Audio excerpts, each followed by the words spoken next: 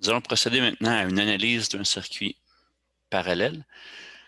Donc, dans un circuit parallèle, comme vous le savez, la tension est la même au bord de toutes les résistances.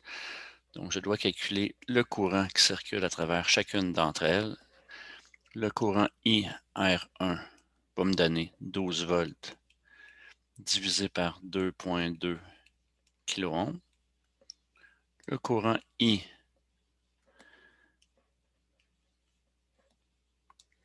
de R2 va me donner 12 volts sur 3,3 kΩ.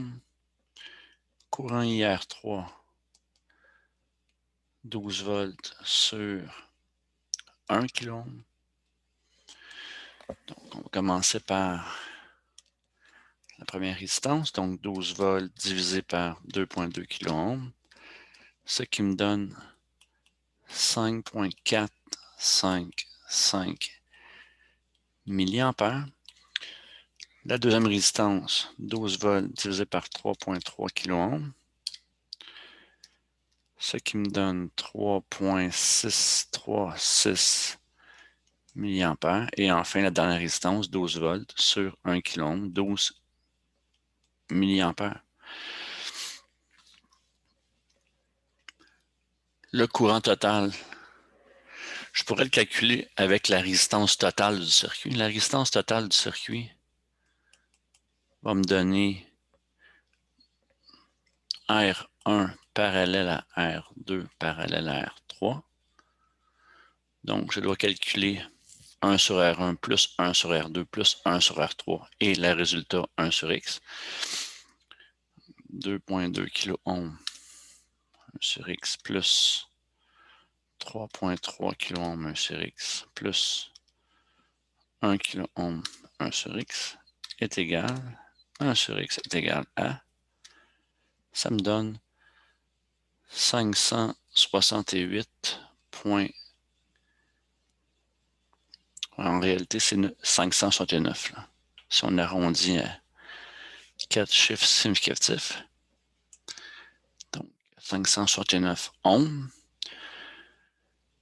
pour un courant total de 12 volts sur ma résistance totale.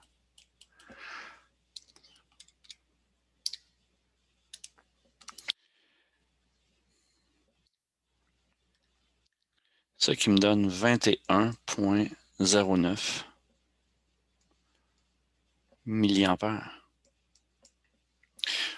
Il faut vérifier si mon courant total maintenant est égal à la somme des courants qui s'échappent du nœud. Donc, j'ai un courant total qui rentre dans mon nœud de 21,09 milliampères. Est-ce que c'est vraiment égal à la somme de IR1 plus IR2 plus IR3? Donc, on appelle ça une équation de nœud de Kirchhoff, donc la deuxième loi de Kirchhoff, qui dit que la somme des courants entrant dans un nœud doit être égale à la somme des courants qui en sortent, donc les courants sortants.